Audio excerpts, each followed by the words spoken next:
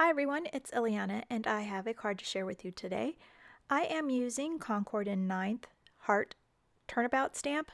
I didn't mount it to do the turnabout, I just have it mounted inside my MISTI. I'm just going to stamp it one time.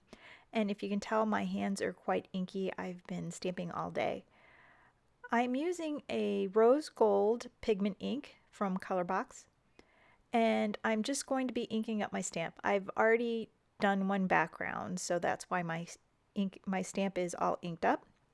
And I'm just going to make my first impression. It's pigment ink, so the ink sits on top of the cardstock, so you're able to see the color when you stamp on black. I'm going to stamp it about 3 times just so that I can make sure that all of my hearts are completely covered.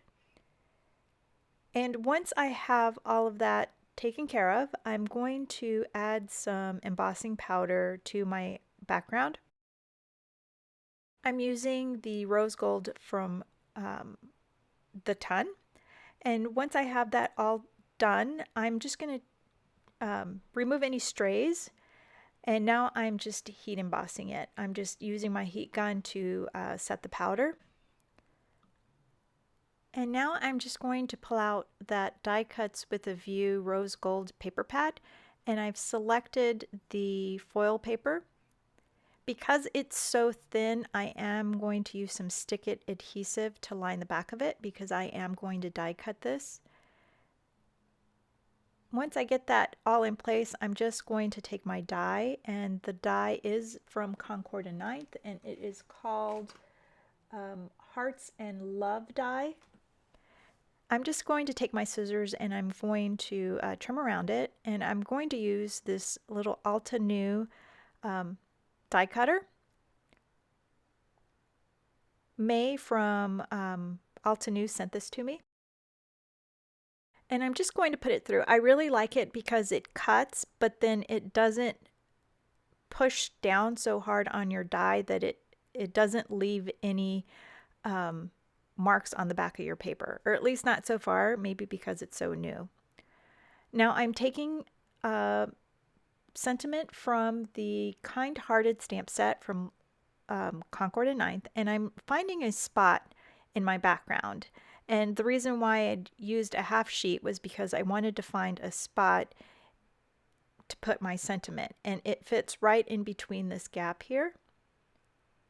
And I'm just using the L ruler from my Creative Corner set to make sure that my sentiment is straight. I kind of used my die from Fawn to kind of center my whole thing. So once I have that in place, I'll just close the lid to my MISTI and I will add the sentiment.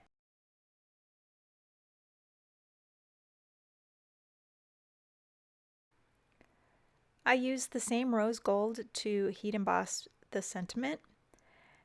And once I have it all done, I will take my little Scrap Perfect cleanup rag, and I'm just going to buff out all of that embossing powder from the embossing anti-static tool bag, and I'm just removing it.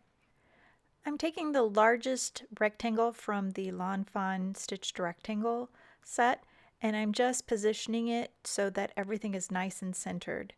And I'm just going to use a little bit of Post-it tape to hold it in place while I run it through my Big Shot.